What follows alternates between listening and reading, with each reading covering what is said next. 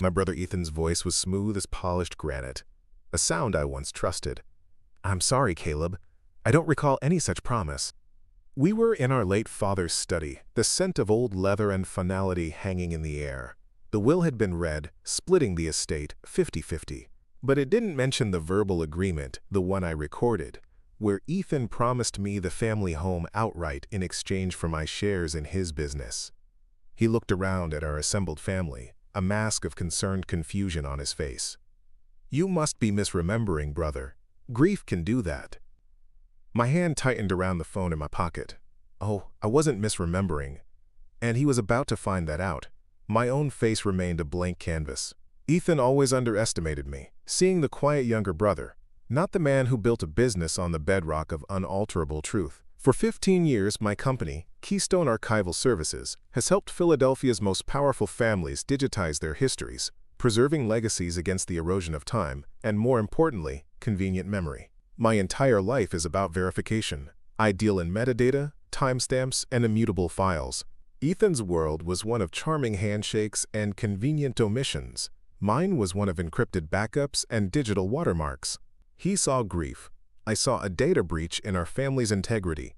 I watched the doubt spread across my relatives' faces. My Aunt Carol shifting uncomfortably. My cousin Mark suddenly fascinated by his shoes. They were already leaning toward the easier lie, the one that didn't create a scene. I let the silence stretch, a vacuum Ethan was desperate to fill.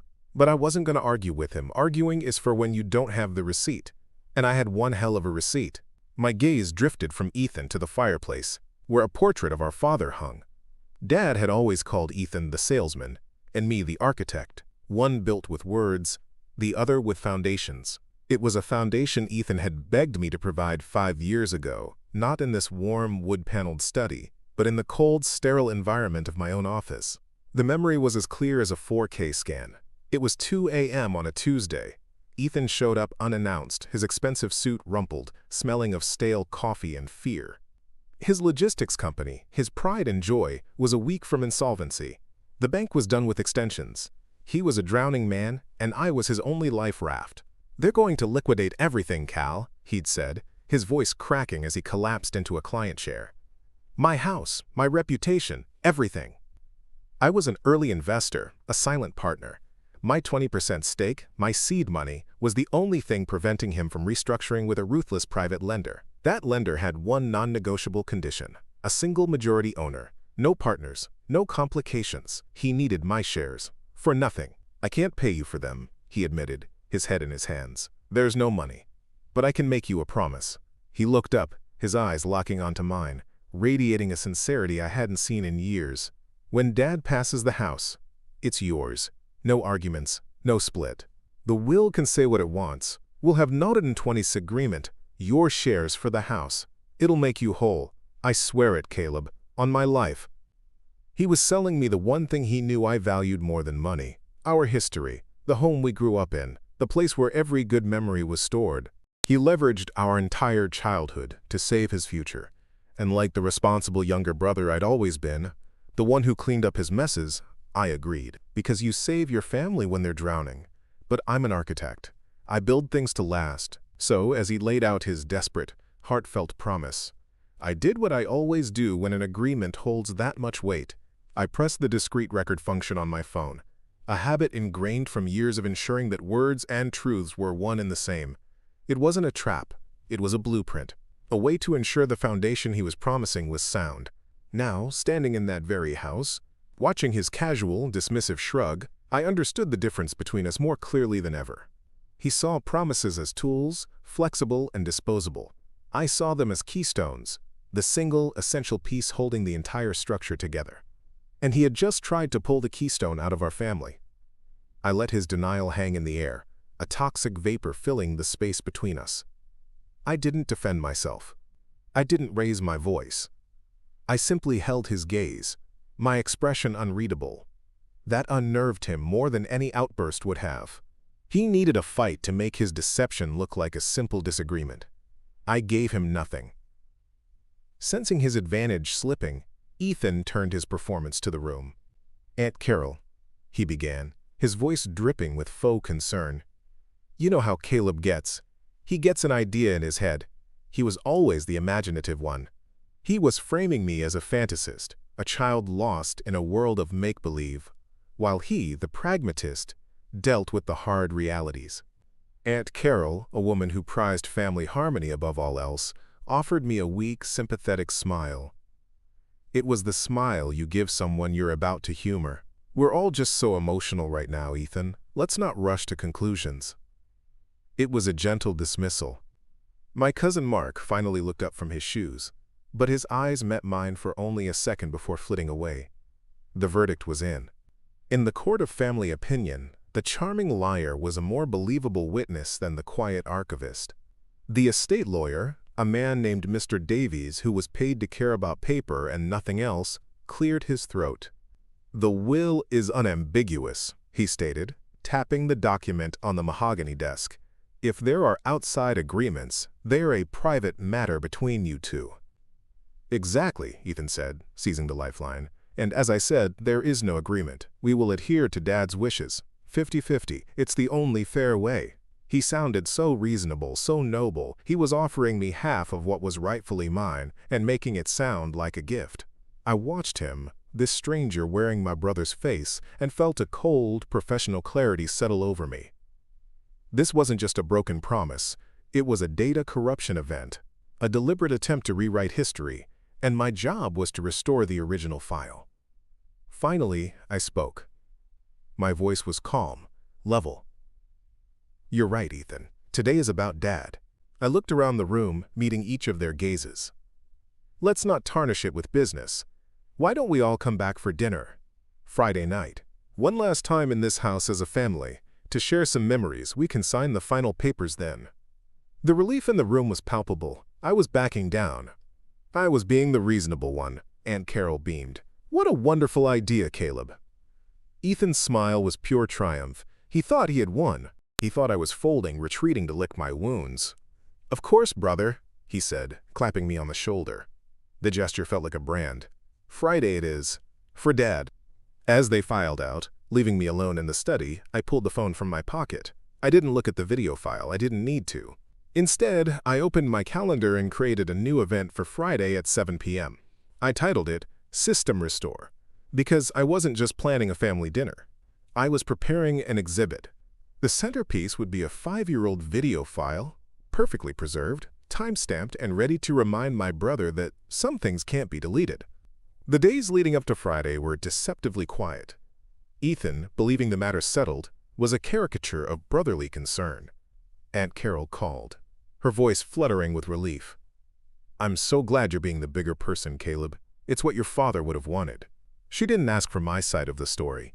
She was just happy the unpleasantness was over. Then, on Wednesday, Ethan himself called.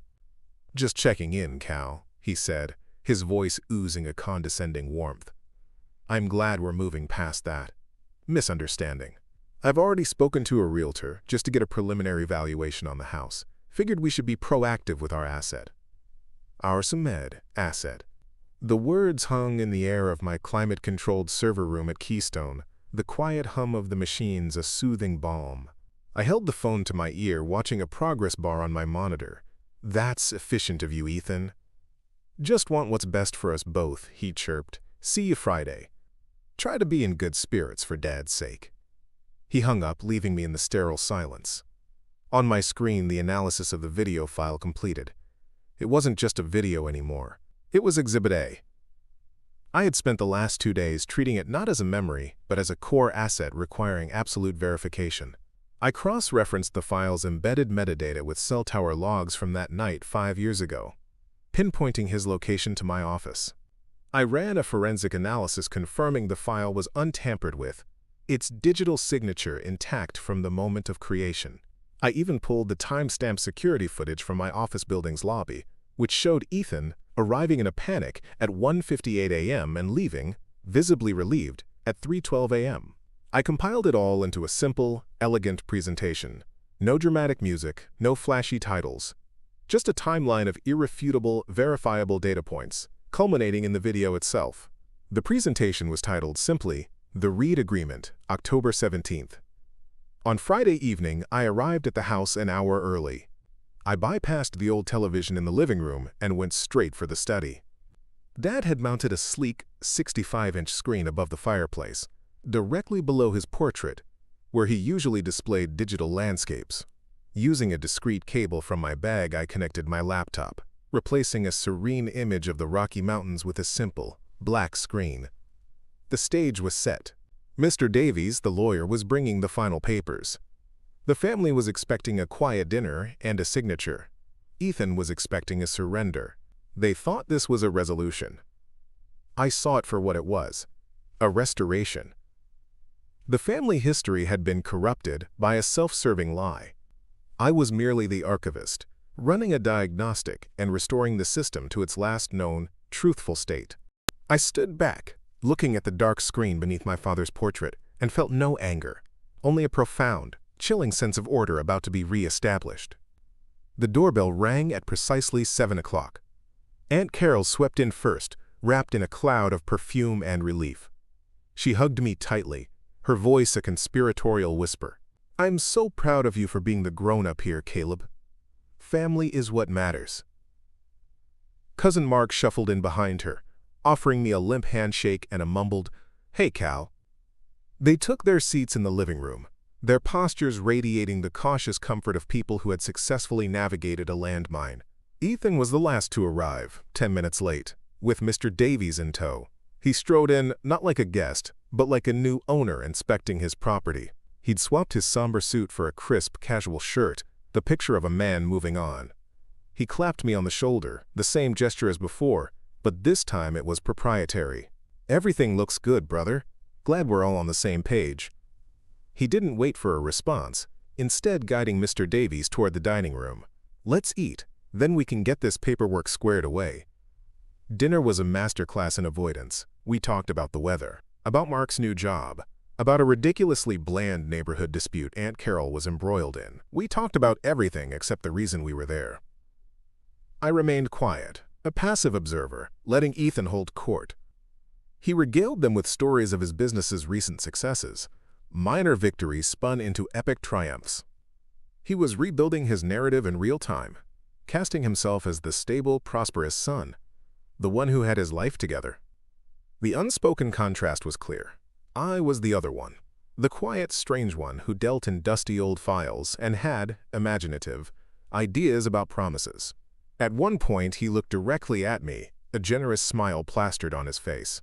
"Once we sell the house and split the proceeds, we'll get you a good slice of the pie, Cal. A nice nest egg, don't you worry." It was the most insulting thing he could have said. He was framing my inheritance, the inheritance he was actively stealing, as a handout he was magnanimously bestowing upon me. I saw Aunt Carol nod in approval. Mark stared into his plate. I just took a slow sip of water, the ice clinking against the glass. The sound was like a timer counting down. Finally, after the plates were cleared, Mr. Davies retrieved a leather folio from his briefcase and laid it on the dining table. "Right then," he said briskly. "If you'll both just sign here and here." This was the moment, the point of no return. Ethan reached for the pen, a look of serene finality on his face. "Just a moment," I said. My voice wasn't loud, but it cut through the room's low hum. Everyone froze. Ethan's hand hovered over the paper, his smile tightening. "What is it, Caleb?" he asked, his tone laced with impatience. "Don't tell me you're having second thoughts." "Not at all," I said smoothly, pushing my chair back. "But before we close this chapter, I thought it would be fitting to share one last memory. In the study." I looked around at them, my expression open and sincere. Dad installed that new media system in there to share photos, to keep our history alive. I found something on an old hard drive I think you all should see. For Dad. The tension in the room instantly evaporated, replaced by a wave of sentimental relief. Of course. A photo slideshow. A touching tribute from the quiet archivist.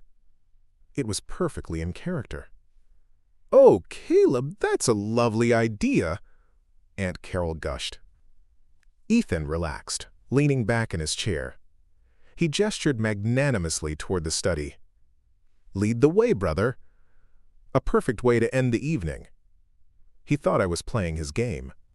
The dutiful, emotional younger brother paying homage to our father while he walked away with the grand prize. He had no idea I wasn't just playing his game. I had designed the stadium, written the rules, and I was about to broadcast the final score on a 65-inch screen. I led them into the study. The room was dark, save for a single lamp on the desk, casting long shadows across the bookshelves. The effect was solemn, almost like a chapel. They filed in and stood in a small, expectant cluster. I walked over to the desk, my back to them, and picked up a small remote. "Get the tissues ready, Carol," Ethan joked quietly. "You know how Cal gets with this stuff." I looked up at our father's portrait hanging above the fireplace. Beneath it, the large screen was a black, silent mirror, reflecting their blurred faces back at them. They were waiting for a slideshow of sepia-toned childhood photos, faded images of birthdays and beach trips. A safe, sanitized version of our past. I turned to face them, the remote feeling cool and solid in my hand. My gaze settled on my brother. His smile was still in place, but his eyes were watchful now, a flicker of uncertainty dawning in their depths. He'd expected me to fold. He'd expected me to fight. He never expected me to build a better case. "You're right, Ethan," I said, my voice even and calm. "This is about memory." I held his gaze, letting the silence stretch until it became uncomfortable. "But it's not about Dad's, it's about yours." His smile vanished. With a deliberate, unhurried press of my thumb, the black screen flickered to life. The screen didn't erupt with video. It displayed a single, sterile line of white text against the black background. The read agreement, October 17th, 11:42 p.m. Ethan's breath hitched. Below the title, a timeline appeared. A security camera still, time-stamped 1:58 a.m., showed a haggard-looking Ethan swiping a keycard at the entrance to my office building. Another still appeared, time-stamped 3:12 a.m., showing him leaving, his shoulders visibly less slumped. A map of Philadelphia materialized, a red pin marking my office, with overlaid cell tower data confirming Ethan's phone was within that one-block radius for the entire 74-minute duration. "What is this?" Ethan stammered, his voice losing its polished edge. He shot a desperate look at Aunt Carol. "It's some of Caleb's tech nonsense. It means nothing." But Mr. Davies, the lawyer, leaned forward, his professional curiosity piqued. He wasn't looking at Ethan. He was reading the screen. A final piece of data appeared, a digital certificate of authenticity, complete with a cryptographic hash. It was a forensic report, confirming the integrity of the media file about to be played. "That's not nonsense," Mr. Davies murmured, almost to himself. "That's a chain of custody." I gave Ethan one last chance. A final look that said, "Stop this now." He met my gaze with pure, unadulterated fury. He had chosen his path. I pressed the button again. The screen filled with my office. The angle was from my desk phone, looking up. And there was Ethan. Not the poised, confident man standing beside me, but a broken version of him from 5 years ago. His tie was loose, his eyes were red-rimmed, and his voice, when it came through the high-fidelity speakers, was a ragged whisper. "They're going to liquidate everything, Cal," the man on the screen pleaded. The Ethan in the room flinched as if struck. Aunt Carol's hand flew to her mouth. The video continued. An unedited, single-take recording. It captured his entire, desperate pitch, his voice cracking as he laid out his ruin. Then came the promise. The words echoing in the silent study, each one a hammer blow to the lie he'd constructed. "When Dad passes the house, it's yours. No arguments. No split. The will can say what it wants. We'll have this crooned agreement. Your shares for the house. It'll make you whole. I swear it, Caleb, on my life." The video Ethan looked directly into the camera, his eyes boring into us from the past, radiating a sincerity born of pure terror. "Please, Cal. You're my only hope." The video ended. The screen went black. The silence that followed was absolute, a crushing weight of truth that left no room for air. The reflection on the dark screen showed 4 statues. Aunt Carol looked horrified, her eyes wide. locked on her nephew. Cousin Mark was staring at the floor again, but this time it was with a searing shame. Mr. Davies slowly sat back in his chair, his expression one of grim, professional clarity. And Ethan was a ruin. The color had drained from his face, leaving a sickly, waxy pallor. The charming salesman was gone, replaced by a cornered animal. "A trick," he rasped, his voice a strangled thing. "A deepfake. He's been planning this. Ethan, stop." Aunt Carol's voice was sharp, a sound I hadn't heard in decades. The soft, conciliatory woman was gone. She looked at him with the profound disappointment of someone seeing a person's true character for the very first time. "That was your voice. Those were your eyes. That was you." He turned to Mr. Davies, his last hope. "This isn't legally binding. It's just a recording." Mr. Davies adjusted his glasses, his gaze cold. In Pennsylvania, a verbal agreement can constitute a binding contract, especially when one party has already fulfilled their side of the bargain, which Caleb did by surrendering his shares. And when there is irrefutable, time-stamped, and forensically verified proof of that agreement, he let the sentence hang in the air, a verbal guillotine. I hadn't moved. I hadn't said a word. I simply watched the structure he had built on a foundation of lies collapse in on itself. I felt no triumph, only the quiet satisfaction of a system restored. I turned to the lawyer. "Mr. Davies, I believe this constitutes a pre-existing lien on that portion of the estate. A debt to be settled before distribution." I walked over to the desk and picked up a single, freshly printed sheet of paper from a folder. I placed it on the mahogany surface next to the will. It was a simple title transfer document. "This should finalize the matter." I slid it across the desk toward my brother. "You just need to sign." Ethan stared at the paper, then at me. The hatred in his eyes was pure, but it was impotent. He was the salesman with nothing left to sell. I wasn't his brother in that moment. I was the architect who had just presented him with the final, unalterable blueprint of his character. He stared at the title transfer, his knuckles white where he gripped the edge of the desk. The silence in the study wasn't empty.